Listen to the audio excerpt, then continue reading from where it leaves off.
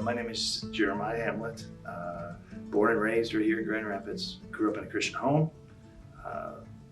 Environment was a little rough, but it was a blessing because I could see the good in God and also the evil of the world. And growing up in that environment, it was very clear to me, even as a young child, that God was real. We went to Kentwood Community Church. My dad was the drama director there. And it was a great experience for a kid because he was able to bring biblical characters to life. I could touch, I could see, I could smell, I could feel the emotions of each character in the Bible. So it was like, it kind of came alive to me.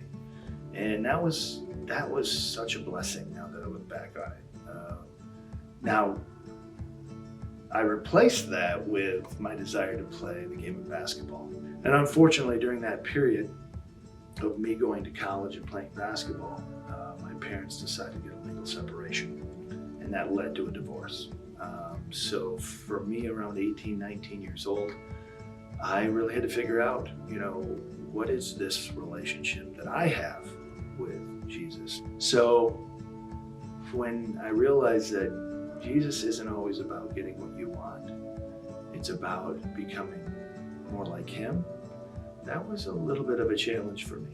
It was until I was about 22 when I realized, wow, this Jesus thing is real, and it's more about him than it is me.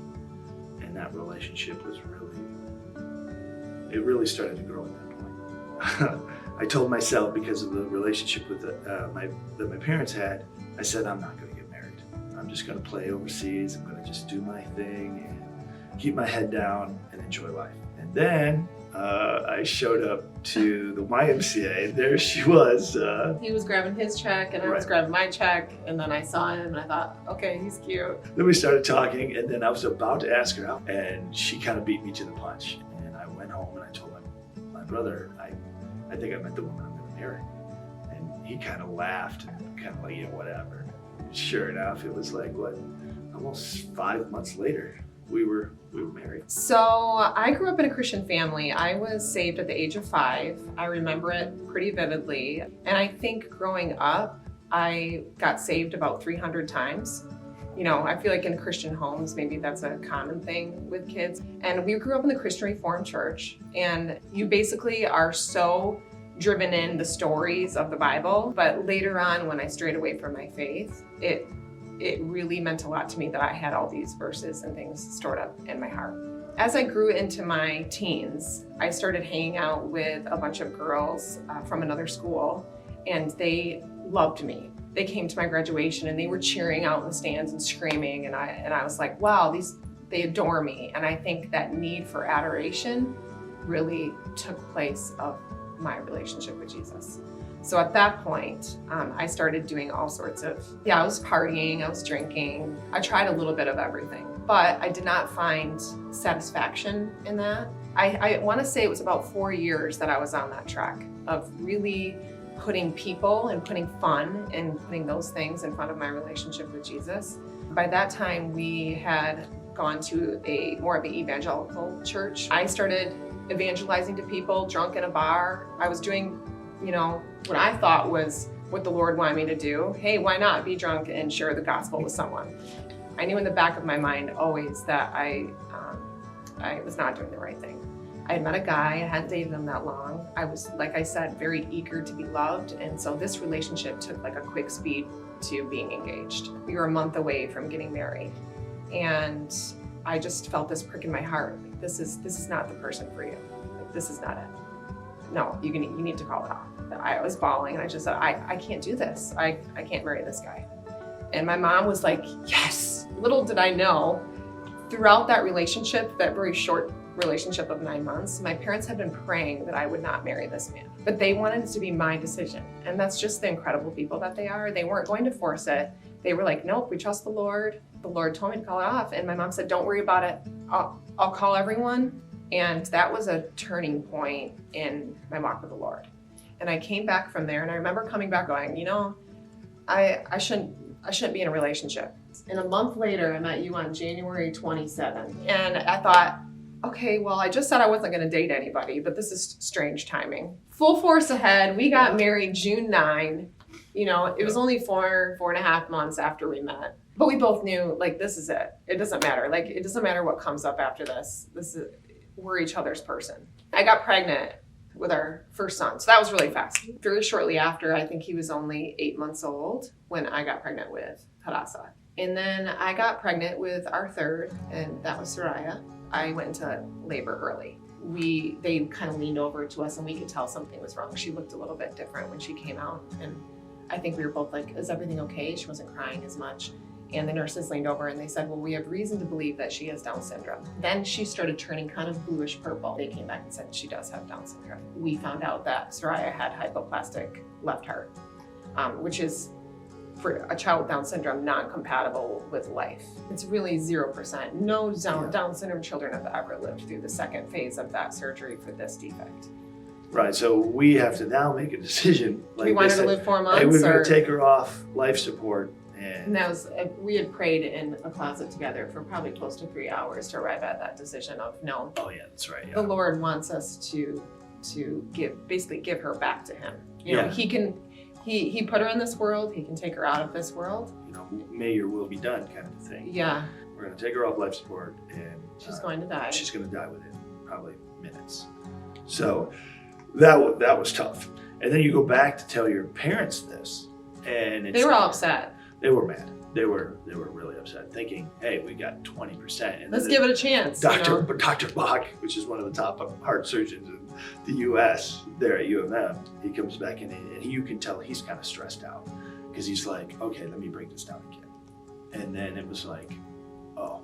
So we took all the tubes off. We brought her into a room. We probably had 30 people sitting in a room. We held her all night long and just waited for her to pass away. I finally dozed off. It was like 4 a.m. I couldn't stay up any longer. And I woke up and she was there. You know, it was really miraculous. So we went to my mom's house, and his whole family went to my mom's house. And Soraya was a huge catalyst in bringing his family together, because at that point his mom and dad hadn't talked in about 8 years. And finally we're like, okay, she's not passing away. We need to go home. Right. So then we took her home. And throughout that process, the doctors kept saying, she's gonna die this weekend. I mean, it was like this roller coaster. She started rallying, and around age, 3, they started kind of changing her whole diagnosis, and so our whole lives changed. Then it was, she's in a wheelchair. And you're like, oh, okay, so what does this look like now? What does normal life look like? We did normal life up until she was around 8 years old. I went to bed one night and I had a lot of anxiety because of another situation I was going. I went to bed crying that night and praying, and I just asking the Lord to help me. And so I got up at 6 a.m. and I went to check on Soraya, and she had passed away in her sleep. That whole experience, I would say, was traumatic because we had expected at that point that she might live into her 30s. And Soraya passed away April 9, 2018. I think for us going through that, we realized she was a blessing, and the Lord was using her to teach us to have a constant relationship with Him, even at times when we're mad at Him. It's like, okay, why is she living if she's just going to die? And then learning how to have that relationship in desperation. We kept praying, Lord, let us keep her as long as you think we should have her, to learn everything it is that you want to teach us, or however many people you want to get saved through this experience. And we had the opportunity to give the gospel to nurses that came into the house. I mean, her story touched thousands of people. This is what this relationship with Jesus is all about. It's not always sunshine and rainbows. It's about constant communication with Him, and it's about His glorification regardless of my comfortability or her comfortability. It was like, we wanted the white picket fence, but now there's too many serious issues to deal with to worry about anything like that. It's about Jesus. That's what it's about. That whole experience, I think, has finally gotten us to this place where, we stumbled upon Allendale Baptist Church in August, and this church has been completely life-changing for us in terms of our walk with the Lord. What's so special about ABC is that it is in the the world's eyes, and unfortunately in a lot of churches' eyes, it's boring. And it is beautifully boring. It is biblically based. And that is a beautiful thing. It always goes back to God. And then when we're going through our hard times, when it comes to Sariah, God was consistent. You know, this church, you can tell, is built on the Word of God because it's consistent. And we're not pointing to, look what we can do for our community, or look at All this, the things we're doing, the yeah, programs, it's Jesus. It's Look at love-driven. Jesus. And for us, I mean, we were just like, yeah, this is the place for us. Yeah. we see a really bright path ahead, no matter what other struggles we go through, All right. because we have this family that honestly I've always wanted, since my young 20s. This is what we were looking for. What church membership means to me, kind of a cool thing, because I didn't really understand the value of it till Pastor Mark brought up like the process of, okay, you get saved, you get baptized, and then you become a member of a church.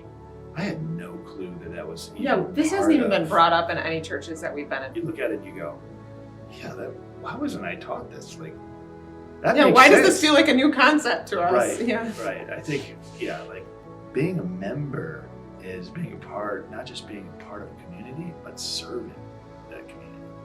And that's like, I think that's what we're really looking for, is just to be involved in, being a purpose to this church.